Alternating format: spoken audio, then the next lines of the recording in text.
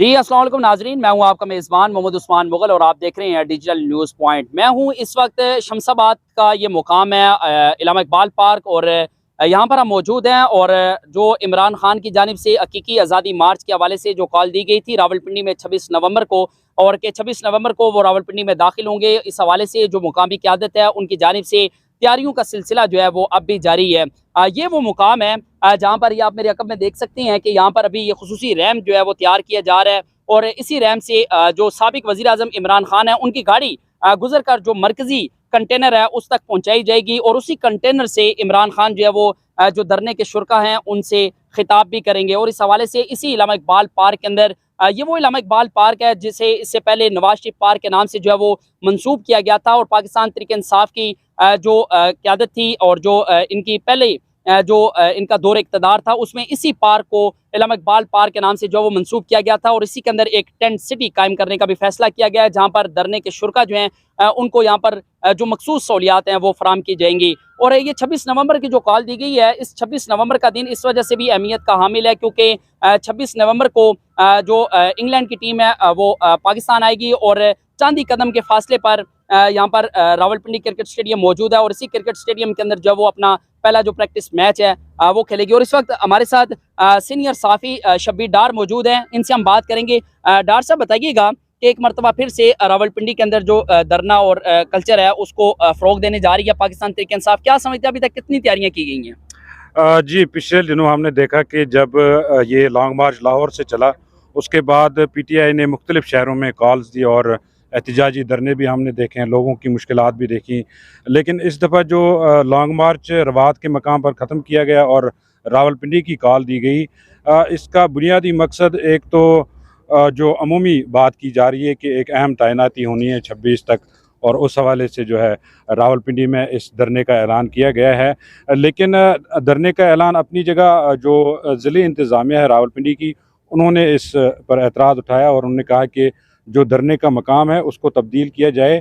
एक उसकी वजह है कि वहाँ पर जो फैज़ाबाद का मकाम है वहाँ पर अहम तनसीबात और हसास इदारों के दफातर हैं।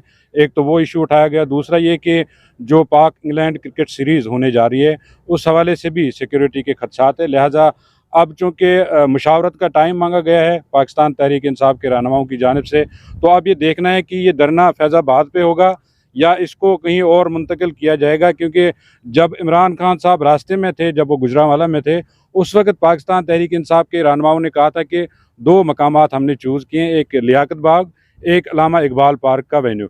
लेकिन उसके बाद फैज़ाबाद का मकाम चुना गया। अब चूँकि इस पे भी एतराज़ उठाया गया है, तो इलामा इकबाल पार्क जो है ये स्टेडियम के बिल्कुल साथ लगती है जहाँ पे क्रिकेट सीरीज़ होनी है, तो अब एक ही जगह बचती है लियाकत बाग।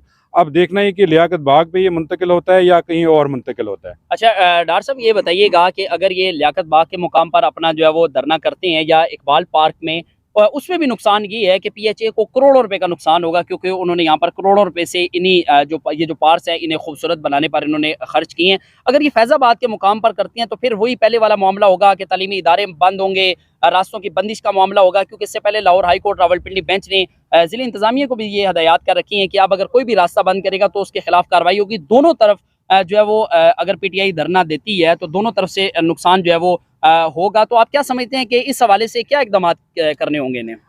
जो डिप्टी कमिश्नर रावलपिंडी है, कमिश्नर रावलपिंडी है, सीपीओ रावलपिंडी, उन्होंने लाहौर हाई कोर्ट रावलपिंडी में श्योरिटी दी है अदालत को कि आइंदा जब भी धरने होंगे या एहतजाजी मुजाहरे होंगे, रास्ते बंद नहीं होंगे, तालीमी इदारे बंद नहीं होंगे, कारोबार बंद नहीं होगा। और इस हवाले से उन्होंने अदालत ने बाकायदा उनसे श्योरिटी ली है। अब ये देखना है कि अब अगर लियाकत बाग में ये धरना होता है तो उसकी वजह से एक तो मरी रोड ब्लॉक हो जाएगी।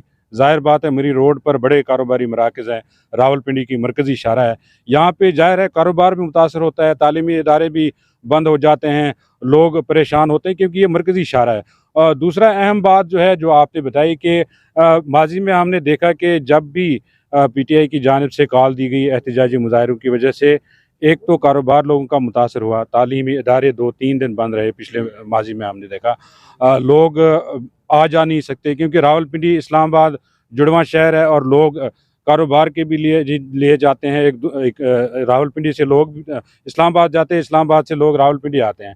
तो ये एक रूटीन का मामला है जो लोग रोज़ाना सफ़र करते हैं रावलपिंडी से इस्लामाबाद, तो वो भी मुतासर होते हैं जो दफातर में लोग काम करने जाते हैं या जो कारोबार के लिए जाते हैं। तो इस हवाले से एक तो ये अहम चीज़ है कि अगर ये लियाकत बाग पे होता है, ये अल्लामा इकबाल पार्क पे होता है, इवन ये फैज़ाबाद पे भी होता है, तो ज़ाहिर है लोग मुतासर होंगे इस वजह से। जी, बहुत शुक्रिया। ये थे सीनियर सहाफ़ी शब्बीर डार साहब, जो सारी सूरत हाल थी रावलपिंडी की उसके हवाले से बता रहे थे। एक और सहाफ़ी आसिम रियाज़ हमारे साथ मौजूद है, इनसे हम बात करेंगे। जी आसिम रियाज़, बताइएगा कि 26 नवंबर को जो इंग्लैंड की टीम है वो पाकिस्तान आने जा रही है और इस तरह के जो सिक्योरिटी खदशात हैं, हमने देखा इससे पहले भी जब वो ज़ाहिर किए गए तो सबसे ज़्यादा नुकसान पाकिस्तान क्रिकेट टीम का हुआ, पाकिस्तान क्रिकेट बोर्ड का हुआ, इस कौम का हुआ। क्रिकेट के मैदान उस तरह आबाद नहीं हो सके। तो क्या समझते हैं कि अगर ये धरना फैज़ाबाद के मुकाम पर दिया जाता है तो उसके मुतबादिल कौन सा रास्ता जो है वो कौमी क्रिकेट टीम को फराहम किया जाएगा? बहुत शुक्रिया उस्मान आपका। मैं ये समझता हूँ कि रास्ते की जहाँ तक आपने बात की है, तो अगर मरी रोड ब्लॉक हो जाता है धरने की पेश नज़र, तो आईजेपी रोड की जो हालत है वो आपके सामने है।